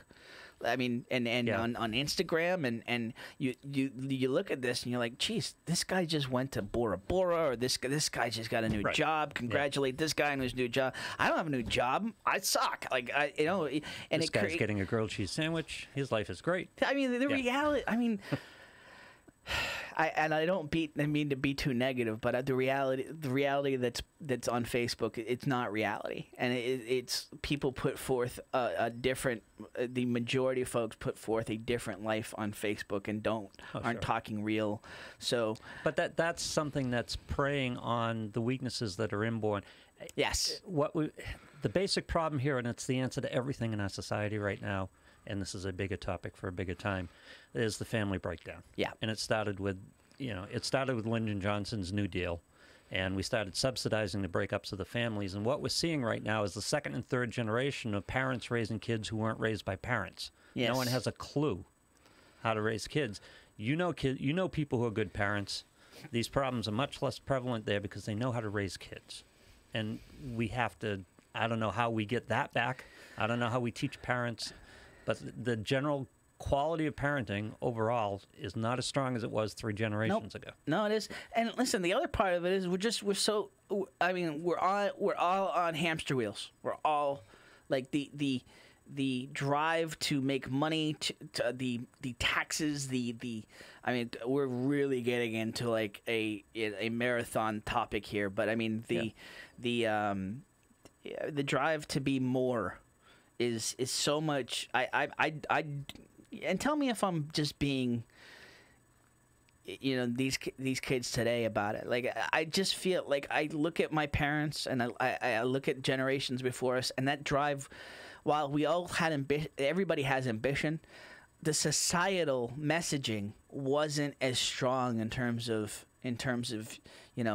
we all have to be more, make more, do more. Oh yeah. I understand. I understand your point. Yeah. But the thing is, and I was saying this last night to Bill, when you get Ranger Nation Radio, what you guys are doing, I love that show because what trails in here every week are kids that restore my faith in what's going on. Yeah. Because the media is so focused, and what we're fed every day is so focused on the 10% that's really bad. Yeah. And we have this thing about millennials. And we have this idea of what they are, and the fact of the matter is millennials are also, or I don't know, this is a different generation now, but young kids are also the kids that come in here on Ranger Nation Radio, and we've met some great ones. And don't give up on, to know that they're out there is really encouraging. It really is. And, you never know what you're getting every week when these kids come in.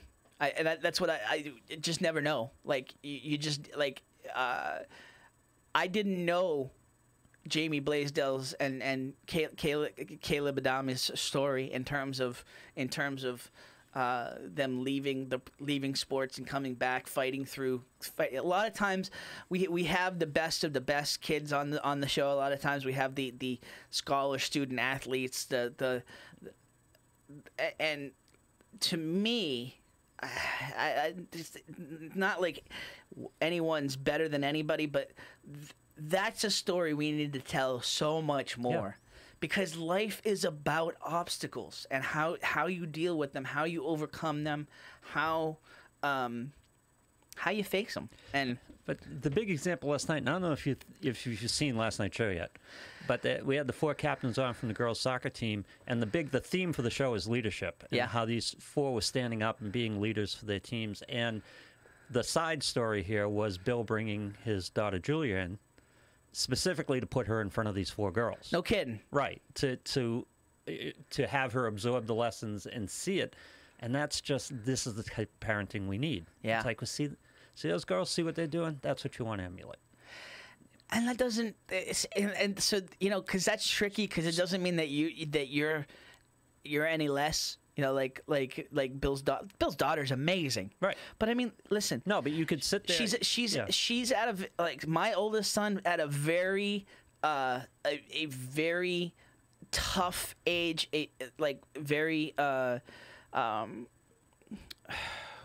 mean, they're becoming people. Right. They're and the signals that they're getting a lot of times are just not reality, and so to see, to see something beyond the crap that goes, the bullying and the crap right. that goes on in the halls of schools, to see this, to see what different forms that leadership takes hold. But in too many houses, the kid's sitting at home in his room with the PS4 that the parents bought him and a bag of Doritos, and that's parenting.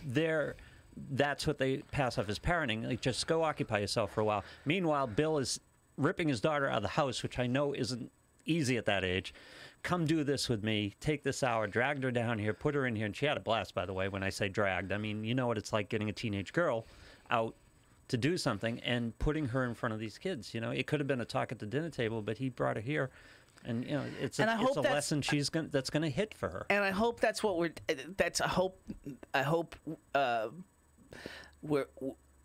that's part of what we're doing with the show. That's part of what the mission was from the jump, in terms of what we wanted to do with the show.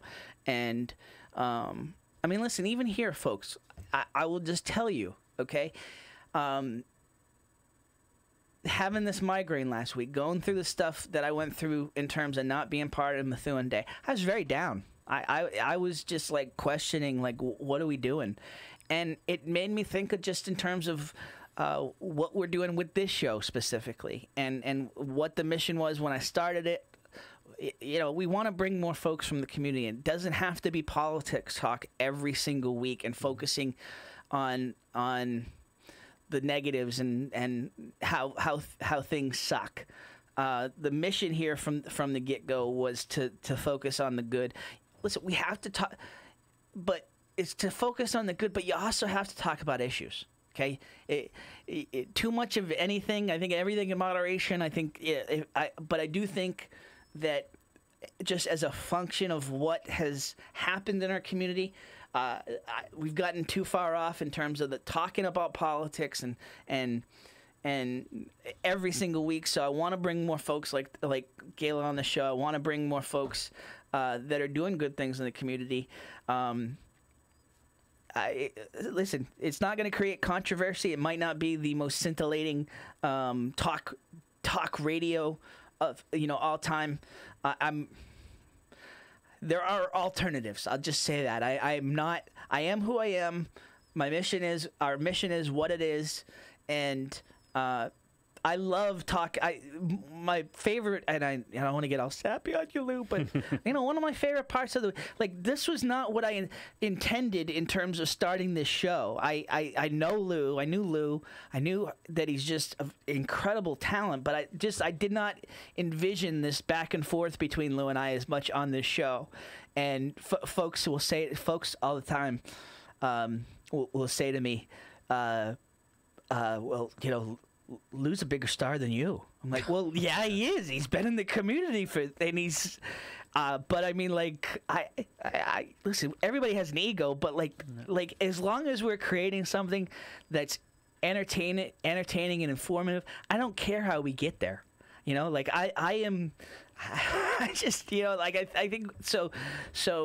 The big thing that has to happen here, and what you're leading it, and this is what you're talking about, is where we are in media today. I call it's a kind of a variation on the 80-20 rule. All we're listening to is the 10% on the right and the 10% on the left on everything. Yep. And there are 80% of us in the middle. Yes. That no one's paying attention to, and we're all taking the 10% on either side as the truth of the country. and it's not the truth of the country. No. The extremes of any issue you want to talk about, all we listen to is the extremes on both sides. And again, they're the loudest. It's squeaky wheel gets the oil sort of thing. It makes money for the media, yeah, too. absolutely. Right. So, but there are the 80% of us in the middle who don't have a voice anymore. And we're getting lumped in with the 10% on either side. You know, it's the discussion we started early on when it was about the school deficit. And if you resisted, if you had any questions about that whatsoever, it's the kids. You got to do the kids. I hate kids. No, I don't hate kids. I want to spend responsibly. That's what this dialogue gets to, and you get lumped in with, the radicals on either side. But there are 80% of us who are just trying to work, trying to put food on the table, trying to put our kids through college, trying to raise good, functional members of society that, fill Ranger Nation Radio and, go out and get jobs and do good things. That's 80% of this country right there. And by the way, folks, I'm a big boy. Like, literally, figuratively, I have thick skin. I've been in media for almost 30 years now. So I can take it. I can take it. But at the end of the day, bingo, I know who I am. And I know what we're trying to accomplish, and so other folks trying to paint me that don't know me, don't know what we're trying to do, try to paint it like it's noise. Well, we're back into the bars we don't walk into. Yeah. If I stand up and say I don't like unlimited immigration, and somebody calls me a racist, it's like, okay, we don't need to continue this discussion because we know where we are, and let's just move on. And it's not something more like productive. You said, it's not A or B. Like, Judy Scannell, that still smarts, and it's still hurting a lot of people in the community. Okay, but we need to move forward, and so Dr. Brandy Kwong is in charge. She was named the acting superintendent for the remainder until they complete their search. I don't know if that's going to be for the full school year, but until they complete their search, she's in charge now, and so we have to move forward. And yeah, listen, as I've said, Judy was a huge backer, a huge supporter, because so much of what we wanted to do and still are doing and want to do is focused on youth, is focused on the schools, on youth sports, on the future. And whether that means getting more people reading, more people caring about issues in their community, more people getting involved in good causes, and just ingraining that at an early age. That's and I hate to say this because I'm not ageist, but I didn't start this for folks on the other side of the mountain, so to speak. Yeah. Like I'm come along for the ride, but like I started this to really speak to the ones that are on the climb. Right. Does that sound? I don't want to be ageist, but you know what I mean. Well, yeah. There's not a lot of work to be done in the older demographics. No, you're in a camp. Yeah, and unfortunately, a lot of those stereotypes in terms of old dogs and new tricks, it is true. So like you want to speak and try to work with the folks that can still change and still evolve. I don't know. We're getting very philosophical here. Mostly the media work with older people right now is defense, because what happens is now if someone disagrees with you, they make you evil, and we've seen it time and time again, starting with G.W. Bush and with Romney, and you end up evil. It's people aren't evil, and so like that's where I was going. They're not bad guys. Yeah, I mean, and when it infiltrates the local level, infiltrates the local level, we got real problems. Like that's where I was going with Judy. Be careful throwing evil around. Yeah. That's where I was going with Judy's not evil. She's not evil. And I can still be incredibly appreciative of everything she did, and report on things that she needs to be accountable for. And I can report, I can opine on things that I may disagree with our mayor. That doesn't mean I hate him. I say this publicly, I say this privately. It is what I believe. It's not just PR spin. I am rooting for James Gijuga. I am rooting for this city, okay? the decisions that have been made, I like. We're going to hold folks accountable, and we're going to report on it, okay? And because we do, or because we may take a stance, that doesn't mean I hate Methuen or I hate the mayor. But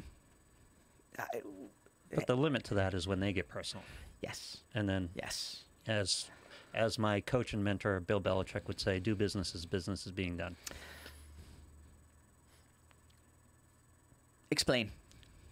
Yeah, with Madge Juger, for example, you can we sit here and talk about the police contract and any number of things we can talk about with the mayor, and then he gets up at a council meeting and starts claiming everybody's being political and starts personal, punitive, gets personal and punitive, yeah. Right?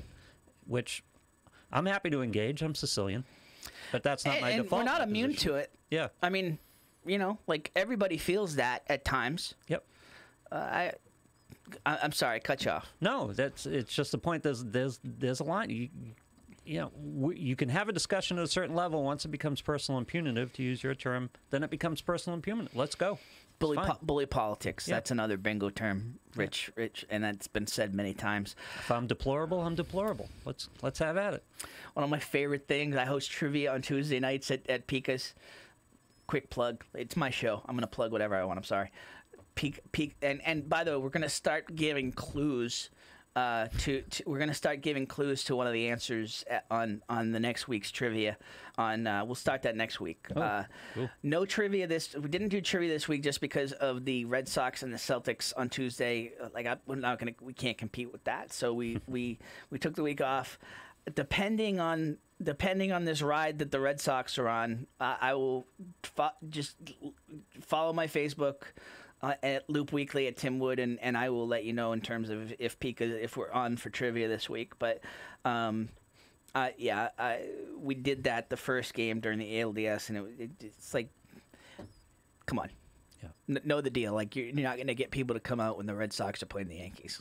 So, but one of my favorite parts of that, where I was going with that, is we have a group. We have a regular group called the Deplorables, and they're great guys. Yeah. It just everybody comes up with funny names, and so when you said that, it just made me think of these guys. Shout out to the Deplorables. Yeah. It's like he said. I've been called every name in the book, and it's going to happen. But again, you don't have to engage with those people. You don't have to engage with them. It's I don't know. Listen, I'm not afraid to make enemies. I don't need everybody to like me. Let's just put that out there. But I'm gonna fight you when you try to label me something that I'm not. So just know that I'm not Sicilian. I'm Irish. And that's almost the same thing. It pretty much is the I'm same half thing. Irish yes. too. Yeah. I mean there is a term, getting your Irish up. Yeah. And I will tend to get my Irish up. Alzheimer? Yes. You forget everything but the grudges. Yeah. Yeah. I've never heard that before. That's Irish Alzheimer's. Yes. Yes. Scott Weldon, thank you for putting out the Taylor Swift the Taylor Swift philosophy. Haters gonna hate. I just need to what is it? Shake it off. Shake it off. Shake it off. Eric Wallace, big game this week for Loop Weekly Fantasy Football. We haven't talked a ton about Loop Weekly Fantasy Football. Yours truly is on a 3-game winning streak in the Loop Weekly League. I talked about that. I think we mentioned the week that I beat Ryan Hamilton on Monday night. Yes. So I took I took the opposite side of that this week. I had in my Yahoo league, I had a 23-point lead, which in the Yahoo scoring is pretty insurmountable. Yeah. So one would think. You gave it back. So I got Devontae Adams on my Loop Weekly team. So I was happy, but I forgot that he was on the other guy's team in the Yahoo league, and I lost. I had a 26-point lead. He had 28 points in the Yahoo scoring, and oh well. Big game this week though. The Methuen Minyas, Eric Wallace's team. I like that. Yes, the Methuen Minyas taking on yours truly's Brady Bromance. And I don't have Brady. Have Brady? No. No.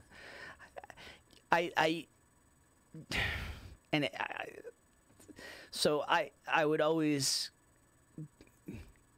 You're not supposed to give away strategy before in the draft when you walk in. Oh yeah. And too many times I'll come in talking about the Patriots and talking about preseason and everything. So you give it away right away, like you love. And yeah, Eric, I know you have Brady, and that's what sucks this week. I got Alex Smith. Oh God. I had a chance to make a trade for. I have Saquon Barkley. Yeah. I had a chance to trade for Patrick Mahomes. Yeah. Mahomes for Bradley. And at one point, Cooper Kupp was involved in it. Yep. And now, he may be hurt. I'm glad I didn't make that trade. Okay. Because I was going to say, I think you're going to regret that 5 to 6 weeks from now. Regret what? Not making the trade.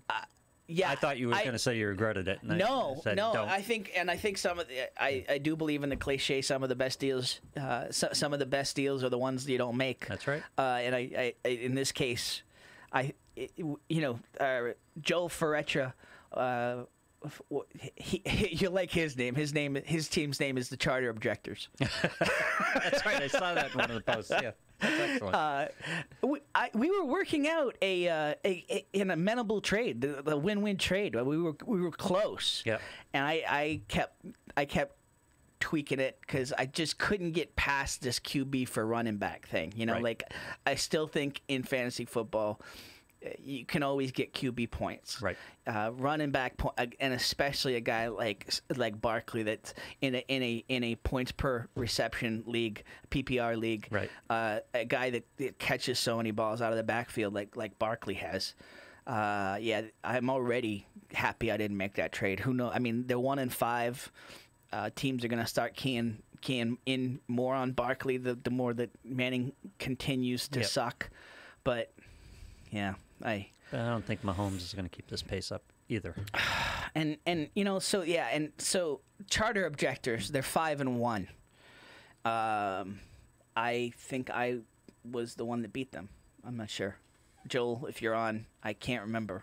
Actually, I think Joel beat me. And he was rated a D. So I had Fantasy Pros. Have you seen that site? Yes. Fantasy Pros. So I had Fantasy Pros. I ran everybody's team through it, and they gave draft grades. Yep. They gave Joel a D-. They gave Eric an F. Those are always awful. Yeah, Eric's 4-2. I'm 4-2. This is like for lead, and I think. Eric, what's our we have I mentioned on the show we have the Golubsky division and the Mario Pugnoni division. We have the Pugnoni division. I can never remember which division I'm in, but Eric and I are top our division, so this is for first. On paper, I'm gonna lose. So next year I'll give you a free copy of our software. Yeah. I'll get you. I'll set you up. See, we talk. So listen, here's the other thing. Okay, first of all, just a couple of plugs. Okay, if you like what we're doing on the show, and again, we're gonna close this out by 1. We are. Yes, we are. We're in Pagnoni. If you like what we're doing on this show. Okay, this is so when you're talking about current events and you're talking about issues, you're going to get into areas. I can guarantee you as a sponsor, that we will promote the heck out of you. If you've watched this show, you know it for our sponsors. And I can promise you that I will not put your business in compromising positions in terms of being associated with something you don't want to be associated with. It's part of it's part of the stance I had to take, unfortunately, with Methuen Day in terms of just protecting relationships and listening to our marketing partners. So if you like what we're doing specifically on this show, because I'll just say, because we don't have, and part of this is, quite honestly, this is a labor of love for me. I haven't gone out promoting this show as much video interrupted? Yeah, I'm just checking it again. I think we're still good. Okay.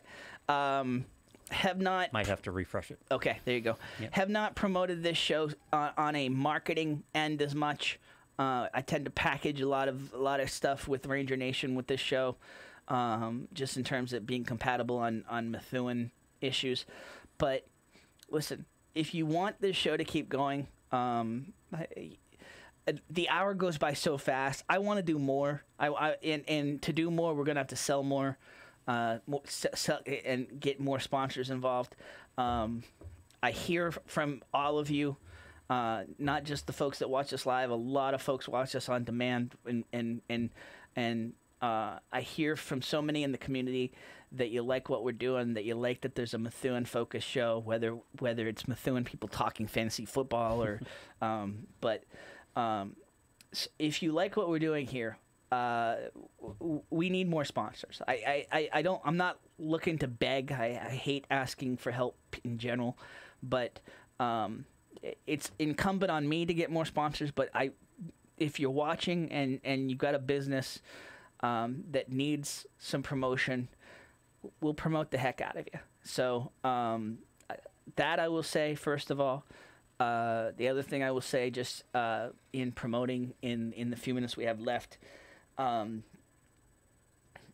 I'm not going to make any ultimatums in terms of this show's going to go away, but it's just the reality of the business that we need sponsors to pay for the airtime. It's not quite radio in terms of airtime. In terms of the straight buy, but it costs money for us to be in the studio, and the folks at Costa Media are amazing. Costa Eagle Media, Pat Costa, his whole team, what they've recognized in terms of the way things are going, in terms of just providing this studio and going in this direction with anytalks.net, and it's all good stuff, but. We're a business like anybody else. That's all I'll say. So, Tim at loopweekly.com if you want to get involved sponsoring.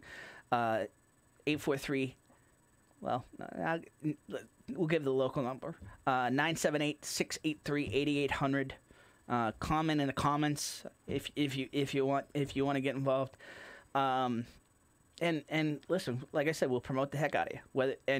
And it doesn't have to just be this show. We've got Ranger Nation Radio. We've got MVC Gridiron Weekly. And here's the other thing that I will tell you. I'm looking at a lot of different shows. Okay, if there's a topic out there that people are excited about talking about, we're looking at doing more shows and having more people involved. And being able to host shows. And so if you've got an idea for a podcast or a show idea, email me, okay? Because if you've got the passion for it, we want to make it happen. And we can get one of the things that is great about Costa Eagle Media and just this form, we can get shows off the ground fairly quickly if you're passionate and be behind the idea. So, Tim at loopweekly.com, in the comments section, wherever, and listen, I think we're on a good path here, and there's more to come. I could see a fantasy show, a local fantasy show with just local guys talking fantasy. Doesn't have to just be national experts like Lou talking fantasy. Oh yeah. Well, I draw checks. That's all I'll say. Hey, there you go. Exactly. Yeah. Hey, your research checks out. I don't know if that makes me an expert, but your research checks out. Yes. Yeah. I mean, listen. We talk about food shows. I don't want to give away the full playbook, but the short story is, if you've got a show idea, no matter what you're passionate about, they've already shown this with any talks. There's a home for you in terms of if you've got a good idea, if you've got something you're passionate about. I think I set the bar fairly low in terms of talking coherently. So true. so Now look around our roster. Yeah, it's true. It's true. Yeah. Bill, we're not talking about you at all. Yeah, no. Bill's fine. His daughter was great. But Bill's a perfect example. Bill's a guy that, like, he talks so well. He's energetic, but he would have never thought that he could ever do a show or be a broadcaster doing games, and he's slaying it on both ends. And broadcasting is about passion. Yes, if you have a passion, it will work. Absolutely. Yeah. And it's not. I mean, it's not easy, but it's not rocket science. You know, like and especially with folks like Lou to bring you along. You're in good hands. It's all state here. All state in the studio. And by the way, James Sarcione, a perfect example of that. If you have a passion, if you're interested in something and you're passionate about it, that makes good, radio or podcast. That's the primary ingredient. Absolutely. And it's like, so. Listen, I'm not immune. I look at the eyeballs, and sometimes we're lower than others. So every topic's not for everyone. We probably lost some folks when we were talking about depression, but it's also fantasy football. Yeah, or fantasy football. It's grilled cheese. Absolutely. Yep. You're always it's an ebb and flow in terms of folks. But the one thing I do know is that it's amazing, and you know this. It's amazing to me that whatever show I've done, present, past, future, it amazes me what people cling on to, or what people talk about like the most, or comment on the most. It just blows my like the thing, like just the littlest thing that you would think, oh, who's going to care about that? 500 comments. Yep. The topics that hit, that's an endlessly fascinating thing. And I tell people all the time in the business, there's no formula for this. No. And by the way, I've done it a couple times where one topic dies one day and the next day it'll hit. Right. And so I've dabbled in comedy. Mm-hmm. I dabbled at best, I say, because I at first I was hosting showcases, and then I started doing 5-minute sets. Wow. And I just realized pretty quickly that, I mean, you talk about something hitting one night and just falling flat the next. Tough. Stand-up is. Oh, God, the ebbs, I love those people. The ebbs and flows. Yeah. I have so much respect for comedians, because that life, in terms of getting to another level, is just, it's a grind, and the ebbs and flows are so manic. You see these Netflix specials, and you get people like Eliza, and she goes out for 2 hours with nothing but a mic. Yeah, it's like, are you kidding me? Or this Nanette, or Gadsby, the Australian woman, and it's like. It's amazing. That's what courage. Connects. Yeah, it's just amazing. Walking out on a stage with nothing but a stool and a mic, and you got 2 hours. And opening yourself, whether it's funny or serious, just opening yourself to folks. It takes a lot, and but it just never ceases to amaze me what connects with people when you actually just put it out there.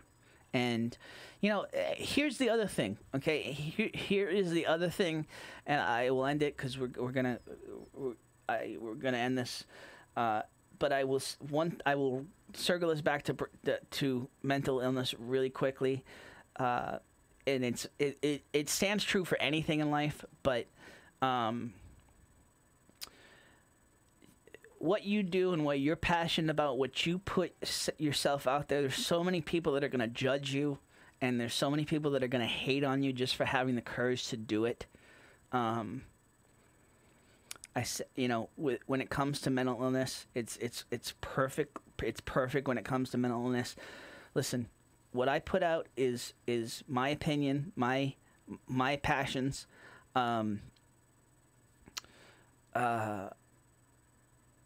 How you react to it is on you. It's on you. I've heard folks, and